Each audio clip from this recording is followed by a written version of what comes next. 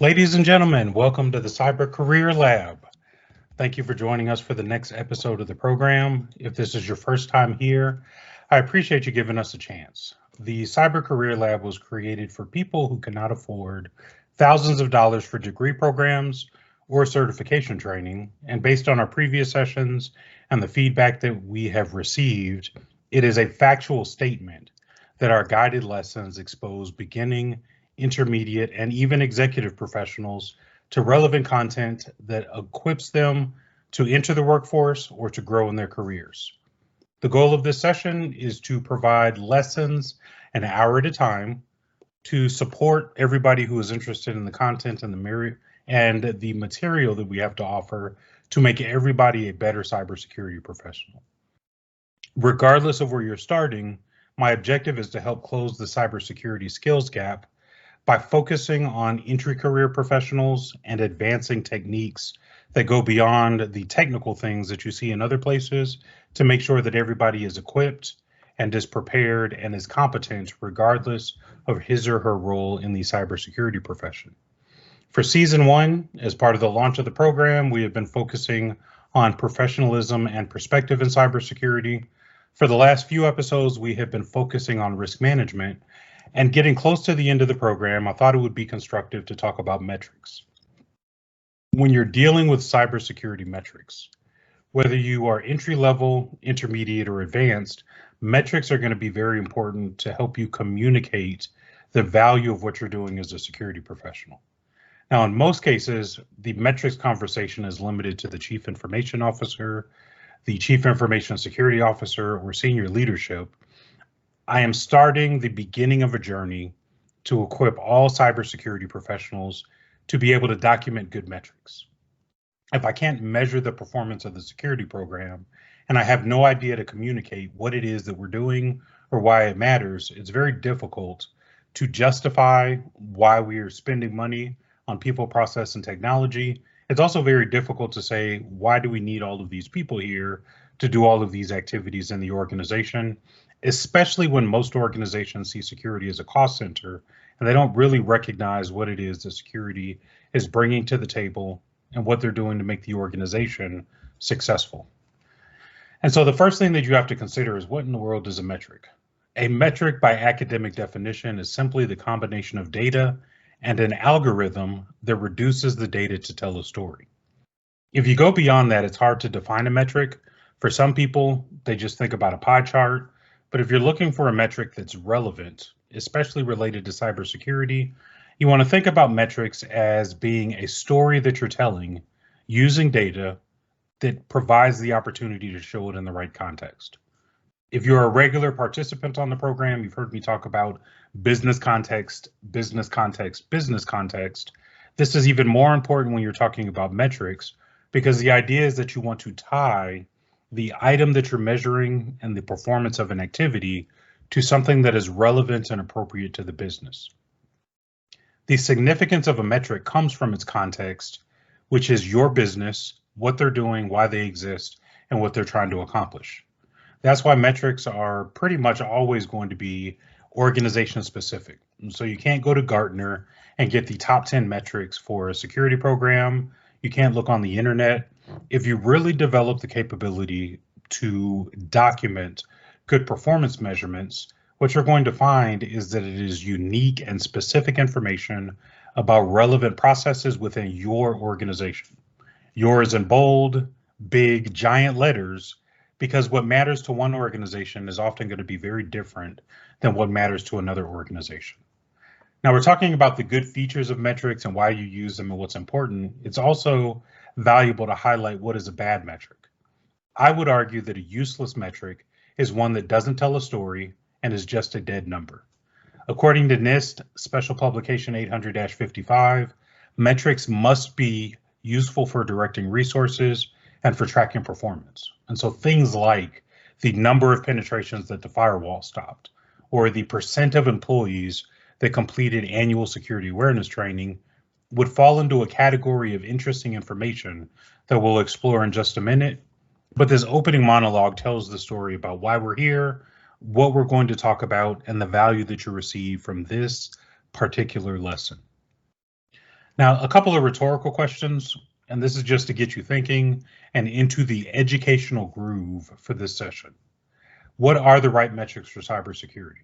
I've already thrown firewall metrics and percent of compliance metrics under the bus, but there's got to be something that's important for your organization. A lot of people don't think about the categories that their metrics fall into, and you'll discover as part of this session that there really are reasonable, effective, and appropriate ways to categorize your metrics so that you package the information for the right audience, so that you're telling the right story to the right people. Thinking about the categories of metrics that tell a meaningful story, your stakeholders are going to matter, and regardless of your position within the organization or your title or your job function, you should know who your stakeholders are. If I'm a security operations center analyst, if I'm a risk management specialist, if I help with application security or development, in all of those cases, I'm going to have some stakeholder who needs me to measure the effectiveness of the things that we're doing and present the information in a context that helps them make decisions about whether or not we maintain the process or we change it or we just stop doing something altogether because it doesn't really matter. Another thing that we'll cover as part of this conversation is why presenting data over time matters. The worst way to present information to help people make a decision is to use a pie chart. Now, pie charts I see in all kinds of presentations. I've been going to presentations and meetings and conferences for a little over 20 years now, getting close to 25 years, which is represented by the gray around my beard. But the idea is that in all of those cases, the failure with the pie chart is that it represents the data at a single point in time. The information that I present today is missing the context about what was the situation yesterday, or last week, or last month, or last year, or even 5 years ago. All I know based on a pie chart is what's happening right now. And so the objective in your metrics is to also think about, how do I represent the change in the situation over time, which is going to drive the information that you gather, the source of the information, the way that you package it, and everything else. The final bullet represents information that the CISO or the CIO or some executive person is often interested in when you talk about justifying your budget request. But as an entry-level person, if you know what's driving the ideas and the priorities of your supervisor or your chain of command, it's going to put you in a better position to give them good information that's going to help them get their budget. Coincidentally, part of the security budget is staffing. And so if the staff is providing fabulous information, they are probably going to stay employed. So everybody has a vested interest to participate in the process and contribute to the success of performance measurement for information security. Now, as I have alluded to as part of this conversation, there is a difference between a metric, which we have defined, and interesting information. As I've traveled around the world, I've discovered that all business leaders, whether we're talking about security or IT or operations or anything else, all business leaders struggle to define good measurements for demonstrating the value of their programs. And so you might have a chief operating officer who is in charge of some business operations, or you might have engineering people who are in charge of plant management and the product or the production of widgets that the assembly line is producing. Regardless of the situation, good performance measurements are not something that are unique to security, and it reinforces the idea that how you measure the effectiveness of security matters. If you put this in the right context, again, referencing NIST Special Publication 800-55, which is the Guide to Performance Measurement for Information Security, there are 3 attributes or features of a good performance metric. Number 1, your performance measurements or your performance metrics are going to provide data that help you determine whether or not your strategy is working. Again, if we look at the number of penetrations that the firewall is stopping, that says nothing to the business strategy of the organization. The firewall is simply a network management tool that controls the flow of traffic into and out of the organization. The number of attempts doesn't really have a direct connection to the business, how it operates, or what its priorities are. So it tells you nothing about whether or not your strategy is working simply by counting dropped packets from the firewall. Similarly, a good metric is going to present data as a trend so that you can measure performance over time. If we stick with the firewall, which most security people understand, a pie chart that says today we stopped 99% of bad traffic, that doesn't really tell me what the situation was yesterday or the day before or the day before. For how many weeks, months, or years has the firewall that we have in place at its current patch level with its current configuration prevented 99% of bad traffic from entering the network segment? Now you can see from my questions, as I add more context, the quality of the metric becomes more and more valuable because I'm gradually creating enough information for the business to make a decision. Do we keep the firewall? Do we dump the firewall? Do we upgrade the firewall? It's all about performance, not just raw numbers for the sake of raw numbers. The most important thing about good metrics is that you have to focus on what matters to the business. Some businesses don't care about what their firewall does. They have a firewall because it satisfies regulatory or compliance requirements, but that could be completely disconnected from the core business activity of the organization.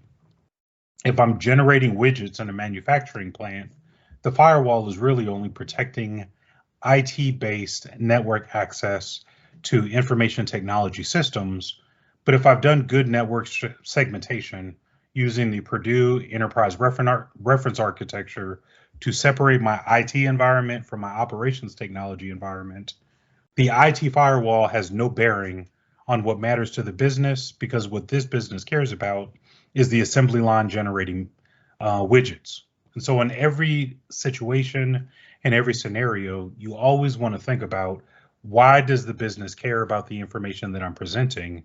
And if they care, how has the situation changed over time? And what are we going to do with the information that's provided? Can we make a decision? Can we change a practice? Can we improve something that is going wrong? If you learn how to answer these questions and formulate a good approach for gathering metrics, now you're going to start to be able to answer yes to the question that's listed on the slide.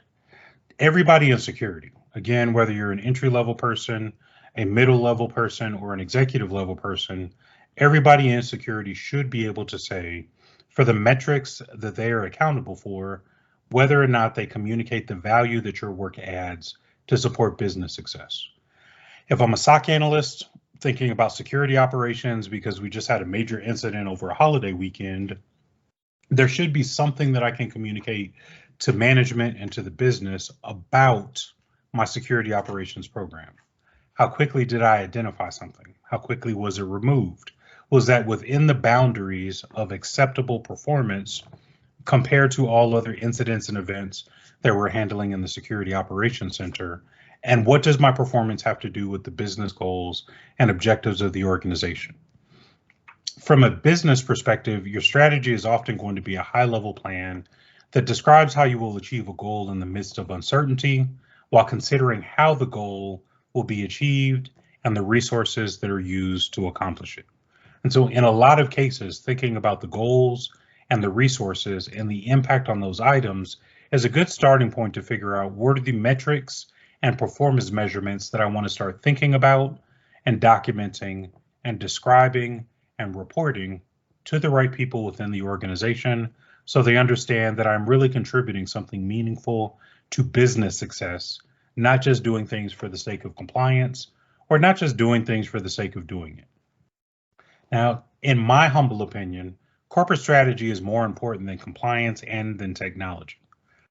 If I were king of the world for a day, the corporate strategy would be the driver, because everything that you do within the organization has to align with and support the objectives of the business. If your goal is to support the business, how do you do so effectively? It all starts with a plan, and that plan is documented in your strategy.